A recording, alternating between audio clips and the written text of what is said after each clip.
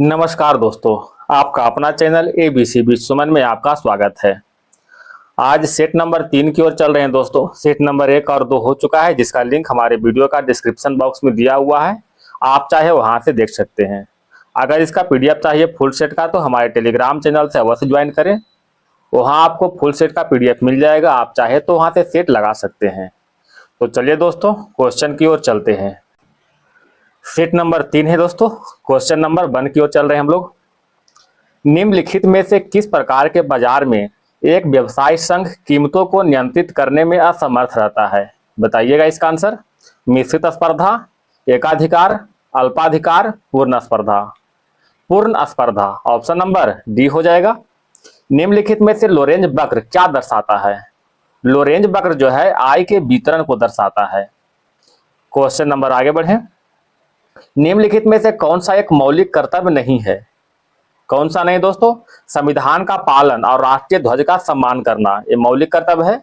एकता और भाईचारे को बढ़ावा देना, प्रभुत्व की रक्षा और उसे बनाए रखना, सैन्य और शिक्षा के अतिरिक्त सभी उपाधि का उन्मूलन, ये जो है मौलिक कर्तव्य नहीं है दोस्तों। ठीक है। उपाधि का उन्मूलन किस अनुच्छेद के तहत? तो अनुच्छेद 18 के तहत होता है। मौलिक कर्तव्य की संख्या वर्तमान में कितना है दोस्तों? तो मौलिक कर्तव्य जो है वर्तमान में 11 है। मौलिक कर्तव्य कितना है? 11 मौलिक कर्तव्य, जिसमें से जो है 42वें संविधान संशोधन 1976 के द्वारा 10 मौलिक कर्तव्य को जोड़ा गया था और 86वें संविधान संशोधन 2002 के द्वारा जो है एक मौलिक कर्तव्य को जोड़ा गया है। टोटल 11 हो गया। इस तरह से मौलिक कर्तव्य की संख्या जो है 11 है। मौलिक कर्तव्य की बात करते हैं दोस्तों, तो यह संविधान के भाग 4, यह संविधान के भाग 4 के क में, ठीक है, भाग 4 के क में और अनुच्छेद 51 का 1 में निहित है। चलिए याद रखिएगा। क्वेश्चन नंबर बढ़ते हैं 4 की ओर। किस अनुच्छेद के उपयोग करके भारत के राष्ट्रपति वित्तीय आपातकाल को घोषित कर सकता है? बताइएगा।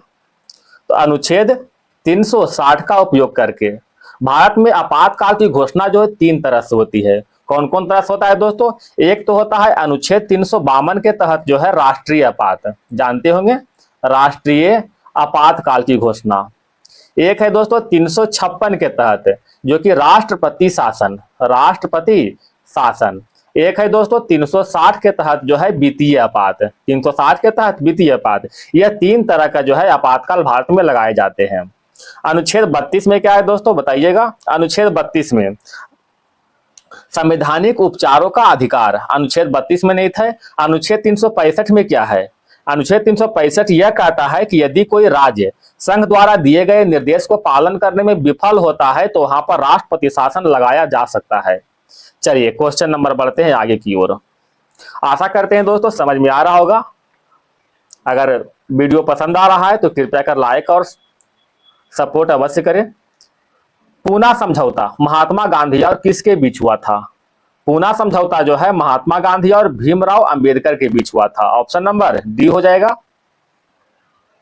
यह समझौता जो है 24 सितंबर 1932 को हुआ था। याद रखिएगा। कहां हुआ था दोस्तों? तो महाराष्ट्र के पुणे में जो है यह समझौता हुआ था।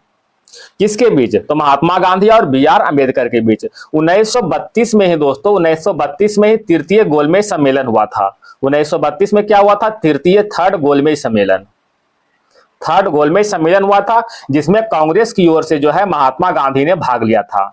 बताइएगा तीनों गोलमेज सम्मेलन में भाग लेने वाले व्यक्ति कौन थे? तो तीनों गोलमेज सम्मेलन में भीमराव अंबेडकर जो था तीनों गोलमेज सम्मेलन में भाग लिया था। अच्छा, यह जो समझौता जो था पूना पैक्ट किस लिए हुआ था? तो दलितों को आरक्षित सीटों को प्रदान करने हेतु। चलिए क्वेश्चन नंबर बढ़ते हैं आगे 6 की ओर। कहता है किस वैज्ञानिक को विज्ञान रत्न 2024 प्राप्त हुआ था? विज्ञान रत्न 2024 से प्रोफेसर गोविंद राजन पद्मनाभन को प्राप्त हुआ है। Option number B. बताइएगा दोस्तों। जीडी बिरला मेमोरियल पुरस्कार 2025 किसको मिला है? बताइएगा। तो यह मिला है डॉक्टर बी नारायण को, डॉक्टर बी नारायण। एबेल पुरस्कार 2025 किसको मिला है दोस्तों? एबेल पुरस्कार 2025 मसाकी काशीबारा को मिला है दोस्तों। मसाकी काशीबार को एबेल पुरस्कार 2025 मिला है। अंतरराष्ट्रीय बुकर पुरस्कार 2025 किसको मिला है? तो यह मिला है बानो मुश्ताक को मिला है, बानो मुश्ताक, बानो मुश्ताक को मिला है। यह एक कन्नड़ लेखिका है दोस्तों। किस पुस्तक के लिए मिला है? तो याद रखिएगा पुस्तक जो है हार्ट लैंप के लिए मिला है, हार्ट लैंप जो है पुस्तक के लिए मिला है। बताइएगा बुकर पुरस्कार 2024 किसे मिला है? बुकर पुरस्कार 2024 समांथा हार्वे को मिला है, समांथा हार्वे। याद रखिएगा ये सब किसके लिए मिला है? तो ऑर्बिटल के लिए मिला है, ठीक है, ऑर्बिटल के लिए जो है इसे बुकर पुरस्कार 2024 मिला है। एक बार फिर से पढ़ते हैं। जीडी बिरला मेमोरियल पुरस्कार 2025 डॉक्टर बी नारायण को मिला है। एबल पुरस्कार 2025 मसाकी काशीवारा को मिला है। अंतर्राष्ट्रीय बुकर पुरस्कार 2025 बानो मुश्ताक और बुकर पुरस्कार 2024 समांथा हार्वे को मिला है। चलिए क्वेश्चन नंबर आगे बढ़ते हैं। बंगलिहार बांध किस नदी पर बना है? कह दोस्तों बंगलिहार बांध जो है चेनाब नदी पर बनाया गया है। ऑप्शन नंबर 1 हो जाएगा। चेनाब नदी पर जो है कुछ अन्य बांध भी बनाया गया है। कौन कौन सा है? ये जो है दुलहस्ती, दुलहस्ती और कौन है दोस्तों? सलाल। दुलहस्ती बांध, सलाल बांध और बंगलिहार बांध, ये सभी जो है चिनाब नदी पर जो है बनाया गया है। क्वेश्चन नंबर बढ़ते हैं 9 की ओर। राय तरंगिणी पुस्तक का लेखक कौन है? राय तरंगिणी पुस्तक का लेखक कलहन है दोस्तों। ऑप्शन नंबर बी हो जाएगा। बताइएगा बाणभट्ट का पुस्तक कौन कौन से है? तो बाणभट्ट का जो है हर्षचरित्र और कादम्बरी दोनों किसका है? बाणभट्ट का किताब है। कालिदास का पुस्तक कौन कौन है दोस्तों? अभिज्ञान शाकुंतलम, मेघदूतम, ऋतु संहारम, ये सभी किताब जो है कालिदास का है। याद रखिएगा। बताइएगा सोमदेव का किताब कौन कौन से है? तो कथा सरित सागर का लेखक कौन है? सोमदेव है। चलिए आगे बढ़ते हैं क्वेश्चन नंबर 10 की ओर। भारतीय संविधान के किस भाग में केंद्र राज्य संबंध उल्लेखित है? केंद्र राज्य संबंध का उल्लेख जो है भाग 11 जिसको अनुच्छेद 245 से 255 तक में वर्णित किया गया है। ऑप्शन नंबर बी हो जाएगा। बताइएगा दोस्तों भाग 4 में क्या निहित है? भाग 4, यह भाग 4 में क्या है दोस्तों? डीपीएसपी का प्रावधान किया गया, मतलब नीति निर्देशक तत्व का प्रावधान किया गया है। ठीक है दोस्तों, भाग 4 में डीपीएसपी का प्रावधान किया है जो कि अनुच्छेद 36 से लेकर के 51 तक निहित किया गया है। भाग 3 में क्या है दोस्तों? भाग 3 में जो है मौलिक अधिकार को वर्णन किया गया है, मौलिक अधिकार को वर्णन किया गया है जो कि अनुच्छेद 12 से लेकर 35 तक वर्णन किया गया है। ठीक है। बताइएगा भाग 5 में क्या है दोस्तों? भाग 5 में संघ के बारे में बताया गया है और भाग 6 में जो है राज्य के बारे में बताया गया है। भाग 15 में क्या है दोस्तों? निर्वाचन के बारे में बताया गया है दोस्तों। अब भाग 15 में निर्वाचन, भाग 17 में राजभाषा और भाग 18 में आपात उपबंध के बारे में बताया गया है, आपात उपबंध के बारे में बताया गया है। याद रखिएगा ये सब। चलिए आगे बढ़ते हैं क्वेश्चन नंबर 11 की ओर। भारत में लाख का सबसे अधिक उत्पादन कहां होता है? लाख का सबसे अधिक उत्पादन झारखंड में होता है। ऑप्शन नंबर बी हो जाएगा। बचपन बचाओ आंदोलन के संस्थापक कौन है? बचपन बचाओ आंदोलन के संस्थापक बताइएगा Kailash Satyarthi. Option number D हो जाएगा। एक है दोस्तों नर्मदा बचाओ आंदोलन। ठीक है, नर्मदा बचाओ आंदोलन, इसका संस्थापक कौन है दोस्तों? बताइएगा मेघा पाटेकर, मेघा पाटेकर। याद रखिएगा। चलिए क्वेश्चन बढ़ते हैं आगे, क्वेश्चन नंबर 13 की ओर। फिल्म कांतारा में अपने अभिनय के लिए 17वें राष्ट्रीय फिल्म पुरस्कार में सर्वश्रेष्ठ अभिनेता का पुरस्कार किसने जीता है? सर्वश्रेष्ठ अभिनेता का पुरस्कार की बात करते हैं दोस्तों तो ऋषभ शेट्टी। ठीक है, चलिएगा इसमें टोटल फैक्ट देख लेते हैं कौन कौन सा फैक्ट है, ध्यान दीजिएगा। 17वें राष्ट्रीय फिल्म पुरस्कार में जो है सर्वश्रेष्ठ अगर फीचर फिल्म की बात करते हैं तो अट्टम को मिला है। ठीक है, अट्टम को। अगर सर्वश्रेष्ठ हिंदी फिल्म की बात करते हैं तो गुलमोहर को मिला है। ठीक है दोस्तों, गुलमोहर को। अभिनेता तो अभी देखें दोस्तों ऋषभ शेट्टी, ऋषभ शेट्टी। ठीक है, और अभिनेत्री की बात करते हैं तो नित्या मेनन, नित्या मेनन। चलिए क्वेश्चन नंबर आगे बढ़ते हैं 18 की ओर। 18 जून 2024 को फिनलैंड में world athletics continental gold tour में पुरुषों के भाला फेंक में स्वर्ण पदक किसने जीता है? पुरुषों के भाला फेंक में एक ही तो है ये दोस्तों, द्वंद्व कहां से पाला जाए। चलिए कौन है दोस्तों? Neeraj Chopra. Option number D. Question number बढ़ते हैं 15 की ओर। निम्नलिखित में कौन सा उष्ण कटिबंधीय पतझड़ी पौधा है जो दक्कन के पठार की विशेषता है? दक्कन की पठार की विशेषता चंदन को कहते हैं, चंदन की लकड़ी या फिर चंदन का पौधा। ऑप्शन नंबर सी। मिलान करने के लिए कह रहा है गणगौर, गणगौर उत्सव जो है राजस्थान गणपति उत्सव जो है महाराष्ट्र और दुर्गा पूजा पश्चिम बंगाल। इसको मिला लीजिएगा, क्या होगा दोस्तों, ऑप्शन नंबर 1 हो जाएगा। आगे बढ़ते हैं। 2024 में विश्व जूनियर गर्ल शतरंज चैंपियनशिप किसने जीता है? विश्व जूनियर गर्ल शतरंज चैंपियनशिप का खिताब दिव्या देशमुख ने जीता है। ऑप्शन नंबर बी हो जाएगा। अच्छा बताइएगा, भारत के 87वें ग्रैंड मास्टर कौन बना है? भारत के 87वें ग्रैंड मास्टर यह जो बने दोस्तों हरि कृष्णा, ठीक है, हरि कृष्णन जो कि चेन्नई का है, ठीक है, चेन्नई के रहने वाले हैं। यह है 87वें ग्रैंड मास्टर। आगे बढ़ते हैं क्वेश्चन नंबर 18 की ओर। नंबर्स डू लाई नामक पुस्तक का लेखक कौन है? नंबर्स डू लाई नामक पुस्तक का लेखक आकाश चोपड़ा। ऑप्शन नंबर बी हो जाएगा। चलिए कुछ किताब का नाम देख लेते हैं दोस्तों और उसका लेखक देखते हैं। देखिएगा, द इमरजेंसी डायरी पुस्तक का लेखक कौन है? The emergency diary Amit Shah. इसका विमोचन, सॉरी लेखक नहीं दोस्तों, विमोचन किसने किया था? तो अमित शाह जो है इसका विमोचन किया था। द इमरजेंसी डायरी पुस्तक का विमोचन किसने किया था? तो अमित शाह। 10 पैसे का पोस्ट कार्ड का लेखक कौन है? याद रखिएगा SN Ahmed. One cricketers my life and more पुस्तक का लेखक कौन है? शिखर धवन। ठीक है दोस्तों, देखिएगा, the diary of cricketers wife पुस्तक का लेखक कौन है? तो याद रखिएगा पूजा पुजारा। अ बिलियन बटरफ्लाइज पुस्तक का लेखक कौन है? जगदीश शुक्ला। एक बार फिर से बोल देते हैं दोस्तों, ठीक है। The diary of a cricketers wife Pooja Pujara, a billion butterflies का लेखक जगदीश शुक्ला, ठीक है। द इमरजेंसी डायरी पुस्तक का विमोचन किया था अमित शाह। 10 पैसे का पोस्ट कार्ड का लेखक एसएन अहमद।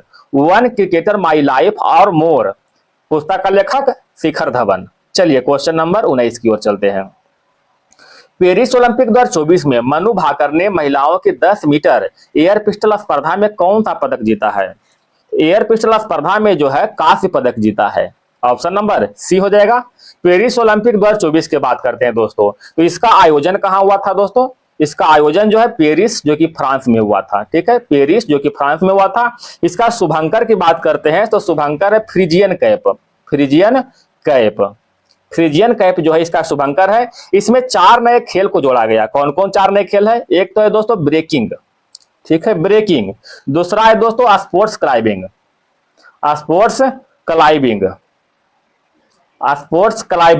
तीसरा कौन दोस्तों? स्केट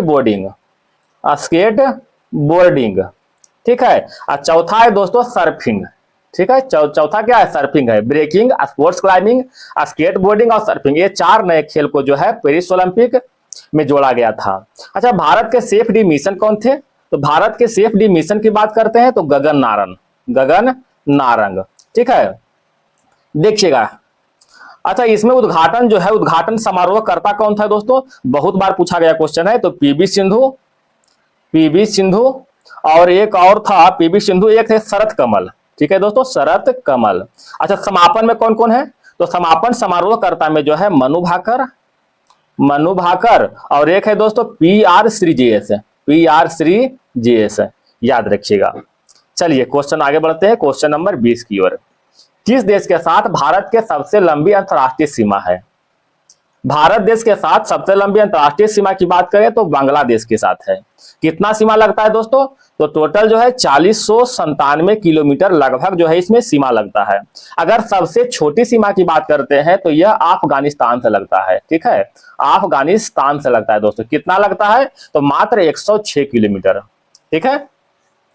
अगर सीमा की बात करते हैं दोस्तों तो भारत के साथ जो है 7 देश की सीमा लगता है। 7 देश की जो है 7 सीमा लगता है और 2 देश के साथ जो है समुद्री सीमा लगता है, ठीक है, 2 देश के साथ समुद्री सीमा लगता है। 2 देश कौन कौन से है? पहला तो श्रीलंका हो जाएगा और दूसरा कौन है? मालदीव। चलिए क्वेश्चन नंबर बढ़ते हैं 21 की ओर। बुद्ध के जीवन के किस घटना को महाभिनिष्क्रमण के रूप में जाना जाता है? महाभिनिष्क्रमण के रूप में गृह त्याग की घटना। ऑप्शन नंबर सी हो जाएगा दोस्तों। अच्छा, बुद्ध ने गृह त्याग जो है कितने वर्ष की अवस्था में किया था? तो याद रखिएगा 29 वर्ष की अवस्था में किया था, ठीक है। बुद्ध ने अपना प्रथम उपदेश कहां दिया था? प्रथम उपदेश जो है सारनाथ में दिया था, ठीक है। प्रथम उपदेश कहां दिया था? सारनाथ में, जिसे क्या कहते हैं दोस्तों बताइएगा? धर्म चक्र परिवर्तन कहते हैं। और सबसे अधिक उपदेश कहां दिया था? तो याद रखिएगा श्रावस्ती में सबसे अधिक उपदेश। चलिए आगे बढ़ते हैं। बुद्ध के 80 फुट बड़ी प्रतिमा जो बोध गया में है, निर्मित की गई थी। निर्मित किसके द्वारा हुआ था? जापानियों के द्वारा। ऑप्शन नंबर 1 हो जाएगा। किस शासक के द्वारा सर्वप्रथम पाटलिपुत्र को राजधानी के रूप में चयनित किया गया था? पाटलिपुत्र को राजधानी किसने बनाया था? उदयन के द्वारा। ऑप्शन नंबर सी हो जाएगा। चलिए क्वेश्चन नंबर आगे बढ़ते हैं।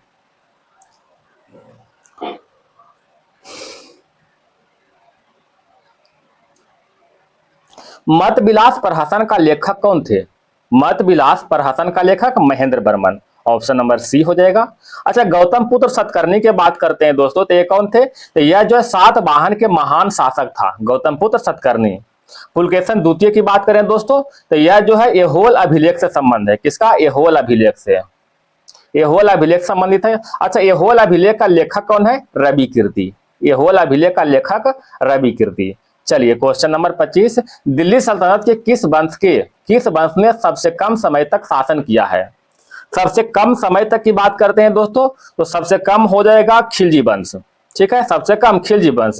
चलिए देख लेते हैं दोस्तों खिलजी वंश का जो, अच्छा पहले क्या आता है, एक सेकंड दोस्तों। पहले आता है दोस्तों गुलाम वंश।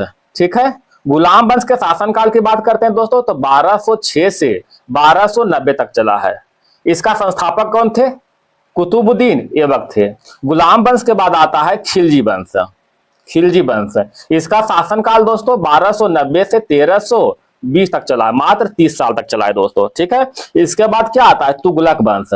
तुगलक वंश, इसका शासनकाल दोस्तों 1320 से 1414 तक, 1320 से 1414 तक, जो कि सबसे अधिक जो है दिल्ली सल्तनत में शासन रहा है, सबसे अधिक तुगलक वंश का। इसके बाद दोस्तों सैयद वंश आता है। सैयद वंश, इसका शासनकाल 1400 और 1451 तक रहा है। इसके बाद दोस्तों लोधी वंश आया है। लोधी वंश 1451 से 1526 तक, याद रखिएगा। अच्छा, गुलाम वंश के संस्थापक कौन है दोस्तों? कुतुबुद्दीन ऐबक। और खिलजी वंश के संस्थापक कौन है? जलालुद्दीन खिलजी। तुगलक वंश के संस्थापक गयासुद्दीन तुगलक। और सैयद वंश के संस्थापक खरीज खां। और लोधी वंश के कौन है दोस्तों? बहलोल लोधी। तो इसमें याद क्या रखिएगा कि सबसे कम जो है खिलजी वंश ने किया था और सबसे अधिक तुगलक ने किया था। तुगलक ने क्या किया था? 1320 से 1414 तक शासनकाल इसका रहा है। चलिए बढ़ते हैं आगे। क्रांतिकारियों के गुप्त समाज अभिनव भारत का गठन किया गया था। अभिनव भारत का गठन जो है बीडी सावरकर ने किया था। ऑप्शन नंबर बी हो जाएगा। इसका गठन कब हुआ था दोस्तों? 1899 में। 1899 में। अच्छा, बीडी सावरकर ने एक और चीज का गठन किया था। किसका? मित्र मेला। ठीक है, मित्र मेला का गठन जो है बीडी सावरकर ने ही किया था। Question number 27। गांधी जी दक्षिण अफ्रीका में कितने वर्ष तक रहे थे? 20 वर्ष, 21 वर्ष, 16 वर्ष, 15 वर्ष। ऑप्शन नंबर बी हो जाएगा 21 वर्ष। गांधी जी दक्षिण अफ्रीका जो है 1893 में गया था, वकील के रूप में गया था। और 1915 में 9 जनवरी 1915 में वापस आया था। 9 जनवरी को हम क्या बनाते हैं? राष्ट्रीय प्रवासी दिवस मनाते हैं। गांधी जी जब भारत आया था, लौट गया था, तो उन्हीं के उपलक्ष्य में जो है राष्ट्रीय प्रवासी भारतीय दिवस मनाते हैं। ठीक है, चलिए ये क्वेश्चन बताइएगा दोस्तों। गांधी जी जो है कांग्रेस के जो है कौन सा अधिवेशन में प्रथम बार भाग लिया था? तो गांधी जी ने 1901 कलकत्ता अधिवेशन में प्रथम बार भाग लिया था। चलिए क्वेश्चन नंबर आते हैं 28 की ओर। प्रभावती देवी किस क्षेत्र की स्वतंत्रता संग्राम सेनानी था? प्रभावती देवी जो है पटना का। ऑप्शन नंबर बी हो जाएगा। आजाद हिंद सरकार का निर्माण की घोषणा की गई थी। घोषणा कब हुआ था? 21 अक्टूबर 1943 को। अच्छा, इसका निर्माण किसने किया था दोस्तों? सुभाष चंद्र बोस ने किया था। सुभाष चंद्र बोस ने किया था। 21 अक्टूबर 1943 को किया था। इसका निर्माण कहां किया था दोस्तों? सिंगापुर में। सिंगापुर में जो है इसका निर्माण किया था। अच्छा, सुभाष चंद्र बोस ने जो है एक आजाद हिंद सरकार है, एक आजाद हिंद फौज का नेतृत्व भी किया था। आजाद हिंद फौज, इसका गठन किसने किया था? कैप्टन मोहन सिंह ने किया था, जिसका नेतृत्व जो है सुभाष चंद्र बोस ने किया था। ठीक है, सुभाष चंद्र बोस ने जो है कांग्रेस के किस किस अधिवेशन में अध्यक्षता किया था? तो पहला तो है हरिपुरा अधिवेशन, हरिपुरा अधिवेशन 1938, और एक है दोस्तों त्रिपुरी अधिवेशन, त्रिपुरी अधिवेशन 1939। लेकिन इसमें अध्यक्षता नहीं किया था, ये केवल चुना गया था और त्यागपत्र दे दिया था 1939 में। क्वेश्चन नंबर बढ़ते हैं 30 की ओर। प्रति 100 हेक्टेयर सकल कृषि क्षेत्र में मवेशियों की संख्या का घनत्व तो सबसे अधिक है, तो सबसे अधिक कहां है? बिहार में है। ऑप्शन नंबर 1 हो जाएगा।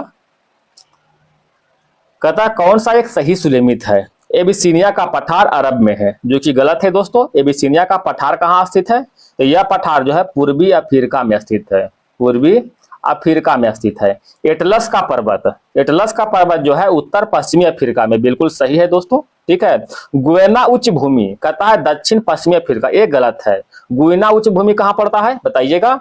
ये जो है उत्तरी दक्षिणी अमेरिका में पड़ता है, उत्तरी दक्षिणी अमेरिका में पड़ता है। ठीक है, एक है ओंको बानोद्रोनी, ओंको बानोद्रोनी, ये कहां पड़ता है दोस्तों? तो यह पड़ता है दक्षिण पश्चिम अफ्रीका में, दक्षिण पश्चिम अफ्रीका में पड़ता है। चलिए आगे बढ़ते हैं। कहता है निम्नलिखित देशों में से किसकी समुद्र तट रेखा सबसे लंबी है? सबसे लंबी किसका है दोस्तों? कनाडा का है। इसका लंबाई कितना है? इसकी समुद्र तट रेखा की लंबाई 2,02,080 किलोमीटर, इतना जो है इसका समुद्र तट रेखा की लंबाई है। ये तो पहला हो गया। अगर दूसरा नंबर की बात करते हैं तो इंडोनेशिया है, इंडोनेशिया, इसका लंबाई कितना है समुद्र तट का? तो 99,088 किलोमीटर, याद रखिएगा। क्वेश्चन नंबर 33 की ओर। बिहार विधानसभा के पहले दलित स्पीकर कौन थे?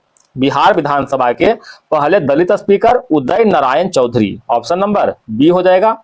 बताइएगा दोस्तों, बिहार विधानसभा की पहली महिला स्पीकर कौन थी? तो पहली महिला स्पीकर श्री बिंदेश्वरी प्रसाद, याद रखिएगा, श्री बिंदेश्वरी प्रसाद, बिंदेश्वरी प्रसाद। अच्छा, बिहार विधानसभा का प्रथम अध्यक्ष कौन था? तो प्रथम अध्यक्ष जो है राम दयालु सिंह, राम दयालु सिंह। एक कब बना था दोस्तों? 1937 में। बढ़ते हैं आगे।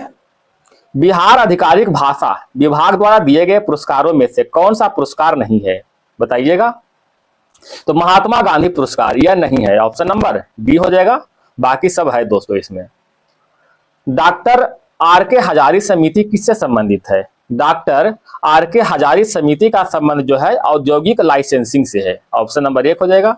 अच्छा, बैंकिंग से संबंधित कौन सा है? नरसिंघम समिति, नरसिंघम समिति, इसका संबंध किससे है? बैंकिंग से है। चलिए बढ़ते आगे। निम्नलिखित में क्या भारत में वित्तीय क्षेत्र सुधार का एजेंडा कभी नहीं रहा है? कौन सा नहीं रहा है? तो सब्सिडी की गारंटी के साथ सभी नागरिकों को आसान क्रेडिट प्रदान करना, ऑप्शन नंबर 1 सही हो जाएगा दोस्तों। क्वेश्चन नंबर बढ़ते हैं 37 की ओर। एमआरटीपी अधिनियम भारत में कब पारित हुआ था? एमआरटीपी अधिनियम जो है भारत में 1969 में पारित हुआ था, ऑप्शन नंबर 1 हो जाएगा। यह जो है 1969 में जो है एक्ट पास हुआ था और जो है पूरे देश में 1970 में लागू हो गया था, पूरे देश में 1970 में जो है लागू हो गया था। कहता कौन सा सही सुलेमित नहीं है? कहता भाग 9 पंचायत, बिल्कुल सही है। नगर पालिका भाग 9 के क में, सहकारी समिति 9 का ख में, अधिकरण 10 में, ये गलत है दोस्तों। अधिकरण का प्रावधान जो है भाग 14 में किया गया है। ठीक है, भाग 14 में, जो कि 42वां संविधान संशोधन 1976 के द्वारा जोड़ा गया है। चलिए आगे बढ़ते हैं। निम्नलिखित में किसका सुलेम नहीं है? कहता है जवाहरलाल नेहरू शांतिवन, सही है दोस्तों। लाल बहादुर शास्त्री विजय घाट, ये भी सही है। इंदिरा गांधी शक्ति स्थल, ये भी सही दोस्तों। कहता है राजीव गांधी कर्मभूमि, सही है, ये गलत है दोस्तों। ठीक है, कर्मभूमि जो है शंकर दयाल शर्मा का जो है समाधि स्थल है, शंकर दयाल शर्मा, शंकर दयाल शर्मा, ठीक है, इसका समाधि स्थल है। और राजीव गांधी का समाधि स्थल कौन है दोस्तों? वीरभूमि। ठीक है, वीरभूमि राजीव गांधी और कर्मभूमि शंकर दयाल शर्मा। चलिए बढ़ते हैं क्वेश्चन नंबर। सर्वोच्च न्यायालय में न्यायाधीश नियुक्त होने के लिए व्यक्ति को कम से कम कितने वर्ष उच्च न्यायालय का एडवोकेट होना चाहिए? तो कम से कम जो है 10 वर्ष तक, ऑप्शन नंबर बी हो जाएगा। कहता राष्ट्रीय आपातकाल में लोकसभा की अवधि नहीं बढ़ाई जा सकती, गलत है। जब तक आपातकाल रहे तब तक बढ़ाई जा सकती है, ये भी गलत है दोस्तों। ठीक है, कहता है केवल 1 वर्ष के लिए बढ़ाई जा सकती है, ये भी गलत है। कहता आपातकाल की समाप्ति तक बढ़ाई जा सकती है, लेकिन एक समय में केवल 1 वर्ष के लिए ही बढ़ाई जा सकती है, बिल्कुल सही है। ठीक है, जब तक आपातकाल समाप्त नहीं होगा तब तक बढ़ा सकते हैं, लेकिन एक बार में मात्र 1 वर्ष की अवधि तक ही बढ़ा सकते हैं। चलिए आगे बढ़ते हैं क्वेश्चन नंबर 42 की ओर। विधानसभा में किसी दल को निर्वाचित सदस्यों के दल बदल पर निम्नलिखित में किसे प्रतिबंध किया गया है? तो दल बदल के बारे में जो है 52वां संविधान संशोधन के द्वारा जो है प्रतिबंधित किया गया दोस्तों। बताइएगा 52वां संविधान संशोधन कब हुआ था दोस्तों? 1985 में हुआ था। अब 42वां संविधान संशोधन 1976 में और 44वां जो है 1978 में हुआ था। 44वां संविधान संशोधन के द्वारा ही संपत्ति के अधिकार को मौलिक अधिकार से निकाल करके कानूनी अधिकार के रूप में कर दिया गया, जो कि अभी संविधान के अनुच्छेद 300 का ए में निहित है। ठीक है, चलिए बढ़ते हैं आगे। पंचायती राज से संबंधित निम्नलिखित कथनों में से कौन सा सही है? कौन सा सही दोस्तों बताइएगा। पंचायत व्यवस्था भारतीय ग्रामीण जीवन का युगों में से एक अभिन्न अंग रहा है, सही है। कहता है 73वां संविधान संशोधन जो है 15 अगस्त 1993 को प्रभावी हुआ, ये गलत है दोस्तों, 15 अगस्त नहीं होगा। बताइए क्या होगा दोस्तों 15 अगस्त के जगह पर? 15 अगस्त के जगह पर हो जाएगा 24 अप्रैल 1993 को प्रभावी हुआ था। ठीक है, यह एक त्रिस्तरीय जैविक रूप से संरचना से जुड़ा हुआ है। यह भारतीय संविधान का अनुच्छेद 243 के जी के महत्व को बढ़ाता है, ये भी सही है। ऑप्शन नंबर क्या हो जाएगा? बी हो जाएगा। पंचायती राज की बात करते हैं दोस्तों, यह संविधान के भाग 9 में है, संविधान के भाग 9 में, और अनुसूची जो है 11वीं अनुसूची में निहित है, जिसके तहत जो है 29 विषय को शामिल किया गया है। चलिए बढ़ते हैं आगे क्वेश्चन नंबर 44 की ओर। कहता 38वें राष्ट्रीय खेल 2025 में पदक तालिका में कौन सा टीम शीर्ष पर रहा है? तो पदक तालिका में जो है, पदक तालिका में सर्विसेज, ठीक है, सर्विसेज जो है शीर्ष पर रहा है।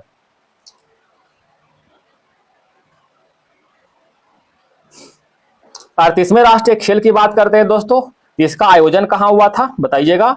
इसका आयोजन जो है उत्तराखंड में हुआ था। ठीक है, उत्तराखंड में जो इसका आयोजन हुआ था, इसका शुभंकर क्या था दोस्तों? मौली। ठीक है, शुभंकर क्या था? मौली। अच्छा 39वें राष्ट्रीय खेल कहां होगा? मेघालय में। ठीक है, 39वें राष्ट्रीय खेल जो है मेघालय में होगा।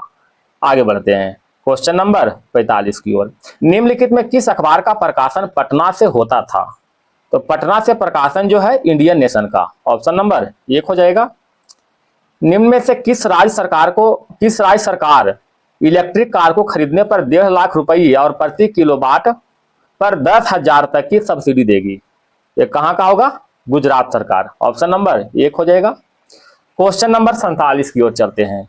भारत ने हाल ही में किन देशों के साथ एक वर्चुअल समुद्री अभ्यास एक्सरसाइज शील्ड का आयोजित किया गया है?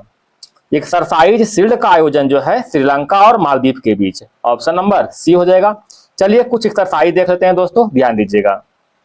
14वां बुल्ड कुरुक्षेत्र, इसका आयोजन जो है किसके बीच हुआ था? भारत एंड सिंगापुर के बीच हुआ था। भारत एंड सिंगापुर के बीच हुआ था।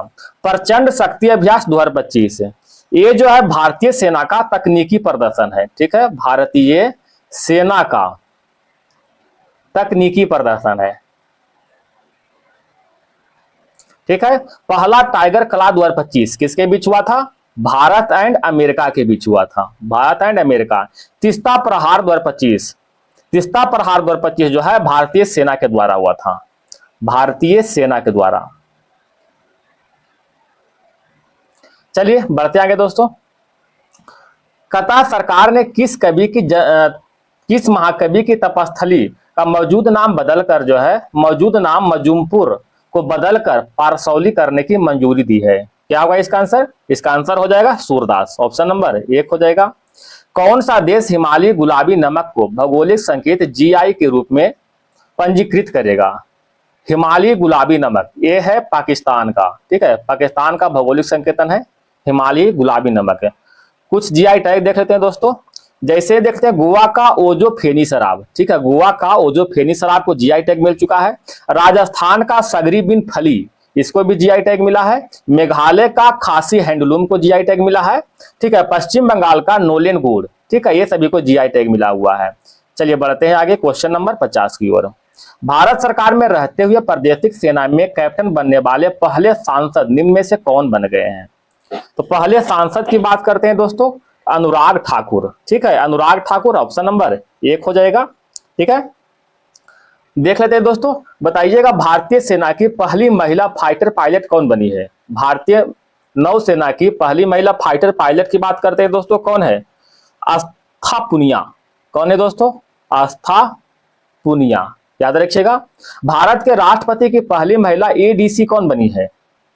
पहली महिला एडीसी की बात करते हैं तो यशस्वी सोलंकी, यशस्वी सोलंकी।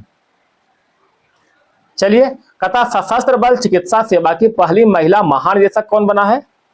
आरती सरीन, आरती सरीन। ठीक है, आगे बढ़ते हैं क्वेश्चन नंबर 50 की ओर। जल आवरण, जल आवरण किससे उत्पन्न होता है? कहता है जल आवरण जो है किससे उत्पन्न होता है? किससे होता है? कैलिप्ट्रोजन से। ऑप्शन नंबर बी हो जाएगा। विलगित प्रोटीन की पहचान हेतु शोषक तकनीक क्या है? शोषक तकनीक जो है पश्चिमी शोषक। Option number B. गुणसूत्रों की आकृति विज्ञान की अच्छी तरह से अध्ययन किससे किया जाता है? अच्छी तरह से अध्ययन जो है मध्यावस्था में करते हैं। ऑप्शन नंबर सी हो जाएगा।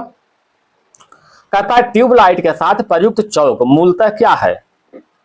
प्रयुक्त चौक जो है प्रेरक है। Option number 1। क्यूरी किसकी यूनिट है? क्यूरी जो है रेडियो धार्मिकता की यूनिट है। ऑप्शन नंबर 1 हो जाएगा दोस्तों। बताइएगा दोस्तों, रेडियो धार्मिकता की खोज किसने किया था? तो फ्रांसीसी वैज्ञानिक हेनरी बेकुरल ने किया था। हेनरी बेकुरल ने इसका खोज किया था। खोज कब किया था? 1896 में। अच्छा, इसका नामकरण किसने किया था? नामकरण की बात करते हैं दोस्तों, इसका नामकरण जो है पियरे क्यूरी ने किया था। पियरे क्यूरी ने। अच्छा, रेडियो मतलब जो रेडियो धार्मिक पदार्थ है उसको किससे माप करते हैं? तो उसको माप जो है गाइगर मूलर काउंटर से करते हैं। जीएमसी, गाइगर मूलर काउंटर से इसको माप किया जाता है। आगे बढ़ते हैं क्वेश्चन नंबर 56 की ओर।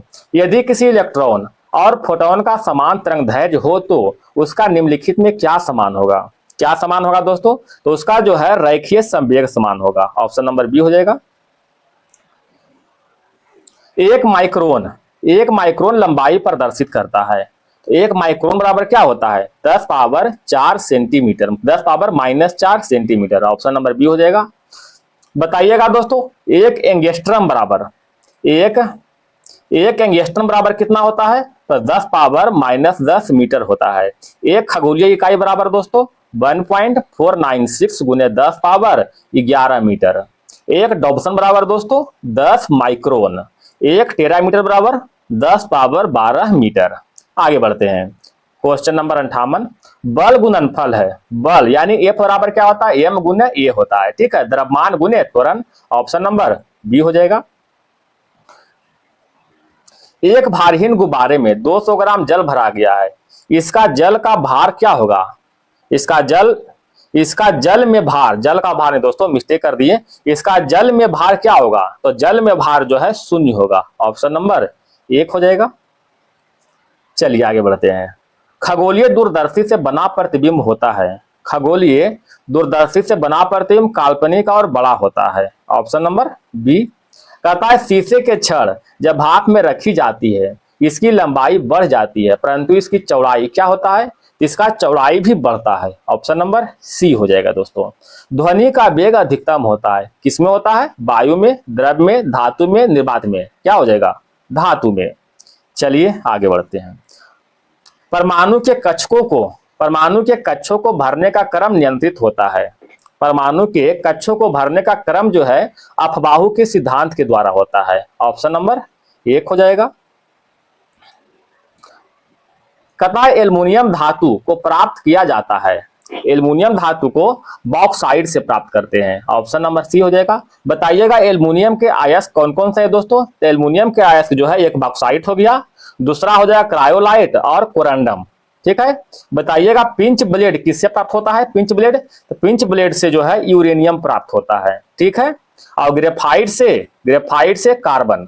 ग्रेफाइट से कार्बन होता है दोस्तों। एक है दोस्तों अर्जेंटाइट, अर्जेंटाइट से जो है चांदी प्राप्त होता है, याद रखिएगा। निम्नलिखित में कौन सा तत्व जर्मन सिल्वर में उपस्थित नहीं होता है? तो जर्मन सिल्वर में क्या होता है? तांबा, जस्ता, एल्युमिनियम, निकेल। तो इसमें जो है जर्मन सिल्वर में एक ट्रिक है दोस्तों, जर्मन सिल्वर को हम लोग कहते हैं जनता, ठीक है, जनता। तो ज से क्या हो गया? जस्ता हो गया, न से हो गया निकेल, और त से हो गया तांबा, ठीक है। अतः एल्युमिनियम इसमें नहीं है। चलिए कुछ हम मिश्र धातु देख लेते हैं दोस्तों। मिश्र धातु जैसे गन मेटल, तो गन मेटल जो मिश्र धातु है किसका है बताइएगा? एक तो है तांबा हो जाएगा, जिंक, तांबा, टीन और जिंक, तांबा, टीन और जिंक, ये तीनों का मिश्र धातु है गन मेटल। अच्छा बेल मेटल जो है किसका है दोस्तों? तो पहला तो तांबा हो जाएगा दोस्तों, और दूसरा टीन, ठीक है। तांबा प्लस टीन का मिश्र धातु क्या है? बेल मेटल है। एक है दोस्तों डच मेटल, तो डच मेटल जो है तांबा और प्लस में जस्ता का मिश्र धातु है। एक है दोस्तों नाइक्रोम, तो नाइक्रोम किसका है? निकेल, क्रोमियम और प्लस में आयरन, ठीक है। निकेल, क्रोमियम प्लस में आयरन, ये जो है मिश्र धातु है नाइक्रोम का। एक बार फिर से देख लेते हैं, गन मेटल में तांबा, टीन और जिंक होता है। बेल मेटल का मिश्र धातु तांबा प्लस टीन, और डच मेटल में तांबा प्लस जस्ता, नाइक्रोम में निकेल, क्रोमियम और आयरन। चलिए बढ़ते हैं क्वेश्चन नंबर 66 की ओर। एक तत्व एक्स के बाह्यतम कक्षा में 4 इलेक्ट्रॉन है, हाइड्रोजन के साथ इसके यौगिक का कौन सा सूत्र होगा? हाइड्रोजन के साथ कता बाह्यतम कक्षा में 4 इलेक्ट्रॉन है, तो क्या हो जाएगा? कता हाइड्रोजन के साथ एक्स है दोस्तों, इसके 4 इलेक्ट्रॉन क्या हो जाएगा? हाइड्रोजन एच, एच, एक सेकंड दोस्तों, एच हो जाएगा, फिर इधर भी एच हो जाएगा, फिर इधर भी एच हो जाएगा, ठीक है, क्योंकि 4 इलेक्ट्रॉन है। तो 1 2 3 और 4 तक क्या हो जाएगा? एक्स, एक्स हो जाएगा, एच 4 हो जाएगा, ऑप्शन नंबर डी हो जाएगा। बेकिंग सोडा, बेकिंग सोडा जिसे क्या कहते हैं? खाने वाला सोडा, क्या होगा? NaHCO3। एक होता है दोस्तों बासिंग सोडा, जिसे Na2CO3 के नाम से जानते हैं, ये हो जाएगा बासिंग सोडा, ठीक है। आप लोग प्रचार में सुने होंगे बासिंग पाउडर निरमा, ठीक है। तो बासिंग सोडा जिसे कहते हैं धोबन सोडा, बास करना, धोना, Na2CO3। चलिए कथा बहुलक जो विशेष बर्तनों पर न चिपकने वाली सतह के रूप में प्रयुक्त होता है, क्या है दोस्तों? टेफलॉन, ऑप्शन नंबर बी हो जाएगा। लेक्सिकोग्राफी का संबंध किससे है? लेक्सिकोग्राफी का संबंध जो है शब्दकोश के संयोजन से। टीक और माइट वास्तव में होते हैं, टीक और माइट वास्तव में मकड़ी बंसी होते हैं। जिनोब चित्रण, जिनोब चित्रण का इससे संबंध है। जिनोब चित्रण जो है जींस का चित्रण, ऑप्शन नंबर क्या हो जाएगा? बी। शरीर के तापमान नियंत्रित करता है, किसके द्वारा होता है दोस्तों? शरीर का तापमान का नियंत्रण जो है हाइपोथैलेमस के द्वारा होता है। जब वृक्क कार्य करना बंद कर देते हैं तो निम्न में से कौन सा पदार्थ जमा होता है? कौन सा पदार्थ जमा होगा? तो रक्त में नत्र जनित अवशिष्ट पदार्थ, ऑप्शन नंबर बी हो जाएगा। मानव शरीर में विटामिन ए सिंचित रहता है, विटामिन ए जो है यकृत में सिंचित होता है, ऑप्शन नंबर एक हो जाएगा। अल्फा क्रिएटिन एक प्रोटीन है जो उपस्थित होता है कहाँ? त्वचा में, ऑप्शन नंबर बी हो जाएगा। क्वेश्चन समाप्त हो गया दोस्तों। अगर वीडियो पसंद आए तो प्लीज आपसे निवेदन है कि वीडियो को लाइक और सब्सक्राइब जरूर करें। धन्यवाद दोस्तों। अगला दिन सेट नंबर 4 की ओर हम लोग चलेंगे। अगर इसका फुल सेट का पीडीएफ चाहिए दोस्तों तो हमारे टेलीग्राम चैनल से अवश्य जुड़े, वहां आपको फुल सेट का पीडीएफ प्राप्त होगा। धन्यवाद दोस्तों।